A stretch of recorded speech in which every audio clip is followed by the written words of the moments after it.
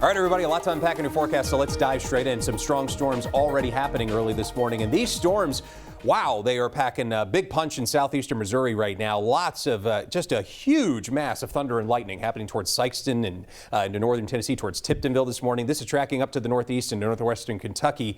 This is just the first round, though. The first round of storms we're seeing now really is mostly damaging winds and hail and thunder and lightning more than anything else. That's why we have a severe thunderstorm watch until 9 a.m.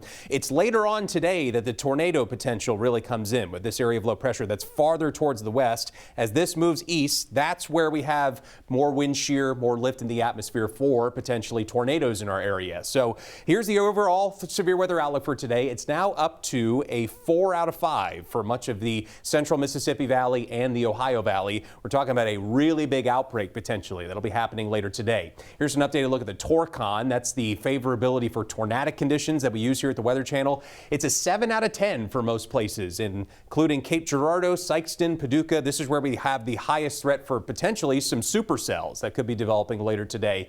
All the ingredients in place for that. Now, it's important to know, though, that it doesn't really take tornadoes for storms to be a big problem. We have a really high threat for strong straight line winds as well. Damaging winds very likely with a setup like this in the ballpark of 75 miles per hour for these straight line winds, even for the storms that don't produce tornadoes in your area, as well as a threat for large hail. It's likely we get some of that as well, potentially in the ballpark of egg-sized or bigger, 2 inches in diameter. So this morning round of storms, yeah, it's packing a punch, but this is just the first wave. That likely clears the area by the time we get to around 10 o'clock this morning.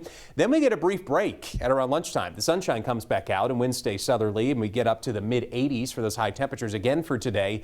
Starting at around 3 and 4 o'clock, be on the lookout for some more storms to start popping up towards the west, towards Farmington, Perryville, Poplar Bluff, places like that. Let's advance through it hour by hour. By 5 p.m., these storms will likely really be blowing up towards places like Sikeston, Cape Girardeau, Mount Vernon. Any of these places through around 4 p.m. to 10 p.m., we have at least some potential for damaging winds, large hail, and tornadoes, all on the table for today. It's by around 9 p.m. that it pushes farther east into western Kentucky and northern Tennessee as the line comes in along the cold front. Then once the front sweeps through the area, most likely at around 11 o'clock tonight into around midnight, that's when we should be in the clear weather-wise. So that's when we should be seeing much needed improvements in the weather. So now is as good a time as ever to review tornado safe spots.